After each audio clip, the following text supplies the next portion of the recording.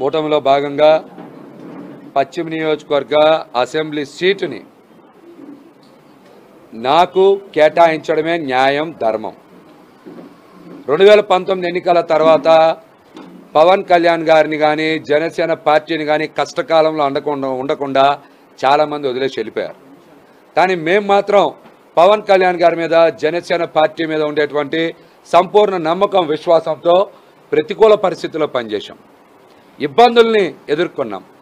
ఆర్థికంగా చాలా పెద్ద ఎత్తున మేమందరం కూడా మా శక్తి వంచన లేకుండా పార్టీ అభివృద్ధి కోసం మేము కూడా మా స్థాయికి మించి నాతో పాటు చాలామంది నాయకులు ఖర్చు చేశారు. పార్టీ పునాదులు వేయడానికి, పార్టీని రాజధాని ప్రాంతంలో నిర్మాణం చేయడానికి, పార్టీ జెండాని రాజధాని ప్రాంతంలో రెపరెపలాడించడానికి నాతో పాటు చాలామంది కష్టపడ్డారు.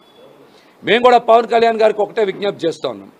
కూటమిలో పశ్చిమ నియోజకవర్గ సీటుని పోతిన మహేష్కి ఇస్తే కష్టానికి, విధేయతకి గుర్తింపించినట్టు, స్థానిక వ్యక్తికి గుర్తింపించినట్టు నేను అందరి వాడిని అని చెప్తాను. మీరు చూసుకోవచ్చు, హిందువులు, ముస్లింలు, క్రిస్టియన్స్, జైన్స్, వ్యాపారస్తులు అన్ని వర్గాల ప్రజలతో 5 సంవత్సరాలుగా మమేకమయ్యాం. పశ్చిమ నియోజకవర్గంలో అణువుని, అడుగుని మేము వెళ్ళి అందరినీ కలిశాం. మరి మేము లక్షల మంది ప్రజల్ని ఇంటింటికి వెళ్ళి కలిశాం. వాళ్ళ కష్టాలు, ఇబ్బందులు తెలుసుకున్నాం. కొండ ప్రాంతాల్లో విస్తృతంగా పర్యటన చేశాం. పశ్చిమ నియోజకవర్గంలో 11 వార్డులు కొండ ప్రాంతంలో ఉన్నాయి.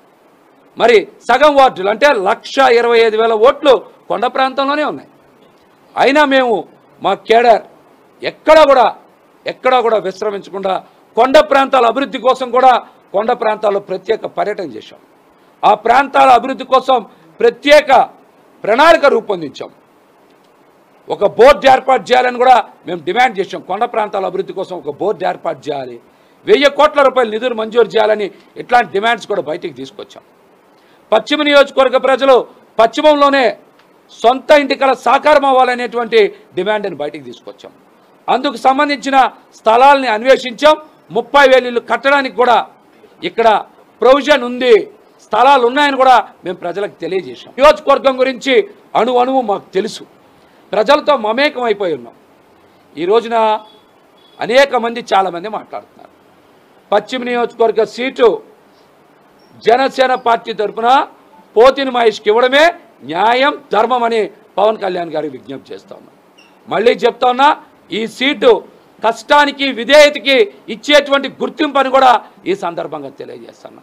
రాజధాని ప్రాంతంలో జనసేన పార్టీ ఉనికి, జనసేన పార్టీ జెండా రెపరెపలాడాలంటే పశ్చిమ నియోజకవర్గంలో పోతిన మహేష్కి సీట్ ఇస్తేనే ఇవి జరుగుతాయని కూడా ఈ సందర్భంగా తెలియజేస్తున్నా. నేను పక్కా లోకల్ ఈ నియోజకవర్గం గురించి తెలిసినటువంటి వ్యక్తిని. ఇక్కడే పుట్టా, ఇక్కడే పెరిగా, ఇక్కడే జెండా పట్టుకున్నా. కాబట్టి నాకు ఈ స్థానం కేటాయించడం ఖచ్చితంగా అవసరమని కూడా ఈ సందర్భంగా తెలియజేస్తా ఉన్నా. అనేక ఉద్యమాలు, పోరాటాలు చేశా, ప్రతిఫలం ఏం ఆశించాల. ఈ రోజున ప్రజలకి మరింతగా సేవ చేయాలి అంటే ఖచ్చితంగా మనకి అధికారం కావాలి. అందుకనే శాసనసభ్యుడిగా పోటీ చేయాలనేటువంటి కోరికని పవన్ కళ్యాణ్ గారి దగ్గర కూడా తెలియజేశా. వారు కూడా అనేక సందర్భాల్లో చెప్పారు, మహేష్ నువ్వు ప్రజల కోసం పనిచేస్తున్నావు, నీలాంటి వ్యక్తులు సమాజానికి అవసరమని పవన్ కళ్యాణ్ గారు కూడా చెప్పారు. అందుకనే నేను కూడా పోటీ చేయాలనుకున్నా. ఎవరు ఎన్ని ఆశలు పెట్టుకున్నా కూడా, ఎన్ని ప్రయత్నాలు చేసుకున్నా కూడా జనసేన పార్టీ తరఫున పశ్చిమ నియోజకవర్గ అసెంబ్లీ సీట్ పోతిన మహేష్కి కేటాయిస్తేనే ప్రజలు కూడా హర్షిస్తారు. లేకపోతే కూటమి ఎజెండా ఏదైతే ఉందో వైసీపీ ముక్త ఆంధ్రప్రదేశ్ అనే నినాదం ఇక్కడే దెబ్బ తగిలే ప్రమాదం ఉంది. ఈ ప్రమాదాన్ని కూడా కూటమి పార్టీలు గ్రహించాలని ఈ సందర్భంగా నేనైతే తెలియజేస్తాను. బీజేపీ పార్టీ తరపున సుజనా చౌదరి గారు ఇస్తున్నారు, దాన్ని ఎలా చూడొచ్చు సార్? ఇంకా ఎక్కడా కూడా ఖరారు కాలేదు. ఇవన్నీ బయట వచ్చేటువంటి వార్తలే, ఇంకా ఎక్కడా ఖరారు కాలేదు. ఖచ్చితంగా నాకైతే పవన్ కళ్యాణ్ గారి మీద నమ్మకం, విశ్వాసం ఉన్నాయి. 100% నాకే టికెట్ వస్తుందని. పోతిన మహేష్ గారి సీటు మీద అందరూ ఉత్సాహం చూపిస్తున్నారు, దాన్ని బాగా పనిచేయడం కూడా ప్రమాదమైంది. సమర్థత కూడా కొన్ని సందర్భాల్లో శాపం అవుతుంది రాజు గారు, అది కూడా ఇబ్బంది అయింది. పవన్ కళ్యాణ్ గారు ఫిబ్రవరి 25 తర్వాత నన్ను స్వయంగా హైదరాబాద్ పిలిపించారు. వారి ఇంట్లో కూర్చున్నాం, వారితో మాట్లాడా. రెండో జాబితాలో నీ పేరు వస్తుందని తెలియచెప్పారు. వెళ్ళి ఎన్నికల వర్క్ చేసుకోమని చెప్పారు. ఆ తర్వాత నేను ప్రచార దూకుడిని మరింతగా పెంచా.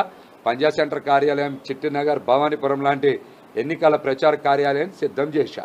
పవన్ కళ్యాణ్ గారు చెప్పారు రెండో జాబితాలో నీ పేరు వస్తుందని హామీ ఇచ్చిన తర్వాత కదా ప్రచార దూకుడు ఇంకా పెంచా. హామీ ఇచ్చారు. 3 రోజుల కిందట కూడా పవన్ కళ్యాణ్ గారిని కలిసా పార్టీ కార్యాలయంలో. మహేష్ ఇంకా ప్రయత్నం చేస్తూ ఉన్నాం. ఖచ్చితంగా న్యాయం చేసే దిశగా నా కృషి నేను చేస్తానని మాట్లాడారు.